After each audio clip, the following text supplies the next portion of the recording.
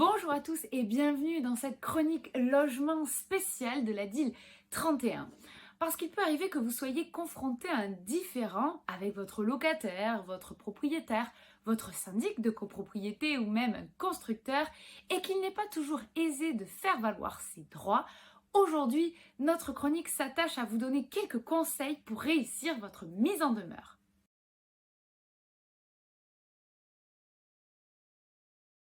Une mise en demeure, c'est un document dans lequel on va officiellement interpeller une personne et la mettre en demeure d'exécuter ses obligations en vertu de la loi ou d'un contrat. Il est vivement conseillé de l'adresser sous la forme d'une lettre recommandée avec accusé de réception.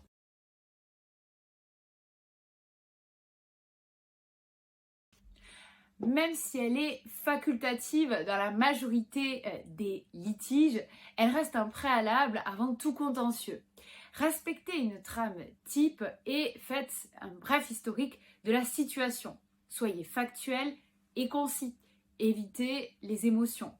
Par exemple, locataire du logement situé à telle adresse, en vertu d'un bail signé en date due, vous étiez tenu aux obligations suivantes.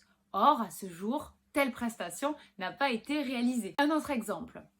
Souscripteur du contrat numéro, et là, vous mettez les références du contrat. Vous étiez tenu aux missions suivantes. Vous listez les missions qui devaient être réalisées jusqu'à telle date, tel trimestre.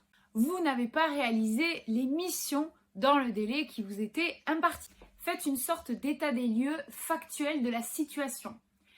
Il est également vivement conseillé de vous appuyer sur une disposition légale, réglementaire ou sur une clause du contrat.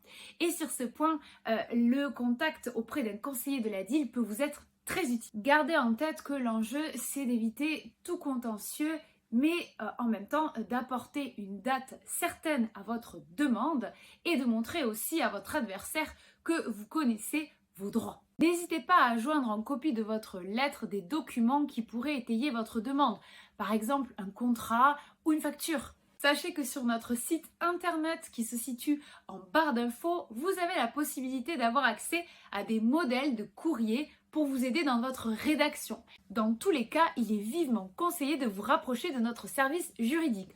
En plus, vous le savez, nos conseils sont neutres, personnalisés à chaque situation et en plus, ils sont gratuits. Alors à très vite!